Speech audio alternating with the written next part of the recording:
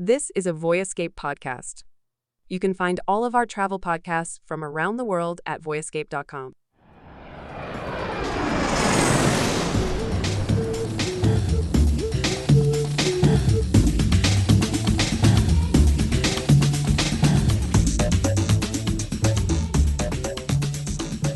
Well, welcome back for another quick bonus episode of the Travel in 10 podcast. On our last weekly episode, we were talking about Los Angeles and all the things to see and do there, giving a lot of tips for maybe a first-time trip of where you want to stay, what to eat, what to see. Today, we're going to do a little bit more of an esoteric deep dive into a specific aspect. Tim, I know you spent some time, you do travel writing for all kinds of publications around the world.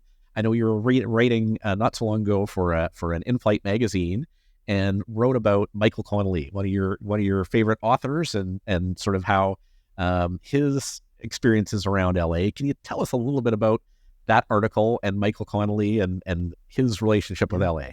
Yeah, absolutely. So I have 3 or 4 authors.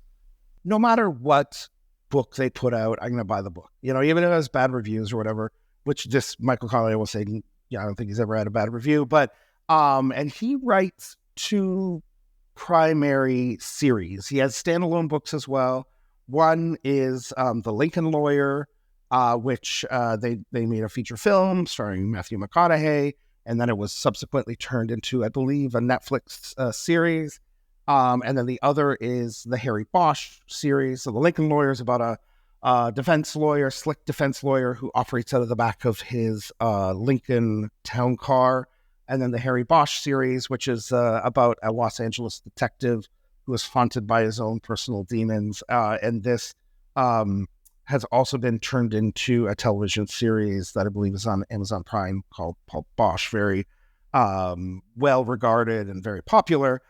These are books that I have read as I've traveled all over the world, and they've been kind of a constant companion, this writing. And almost every single one of the books takes place in the city of Los Angeles. And as much as I love LA, it made me love LA even more reading these books, because the locations are always real locations, and some of the people in the books are sometimes real people. So, yeah, I felt inspired to write an article and did eventually, yeah.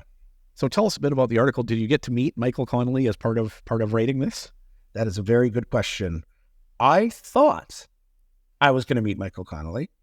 I hoped to meet Michael Connelly. I was in touch with his agent, and she was very helpful and provided some notes and stuff for the article.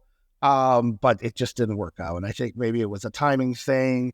Michael Connelly I think he is an Angelino. He made his chops or whatever writing for the Los Angeles Times. But he does spend time in other parts of the world. I believe he maybe has a house in Florida, and he spends time around the world. So that was a little bit of a disappointment, I'll be honest. But I did not get to meet him, but there was hope there that was going to happen.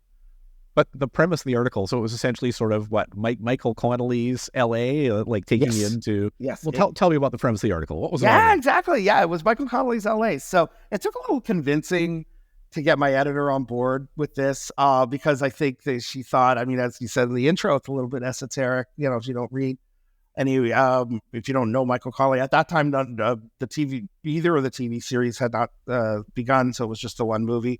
But I guess I was a little bit persuasive, and she assigned it. And it was basically going around to the places in the books that are featured. So Bosch has a favorite place called DuPar's, where he always goes for a short stack of pancakes.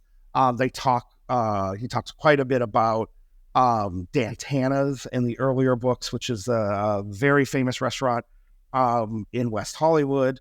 And then the maitre d' is a guy named Craig. And then in subsequent books and also in reality, Craig is a real person, and Craig started his own restaurant. I believe it's also in West Hollywood. I've been there. And it's called Craig's. And now it is also a magnet for celebrities. You see TMZ is there all the time at both of the restaurants.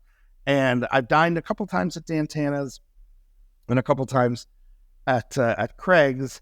And every single time I've been there, I've seen a celebrity, which you know is, I think that's kind of a quintessential Hollywood, LA type of thing, right? To see somebody famous. So yeah.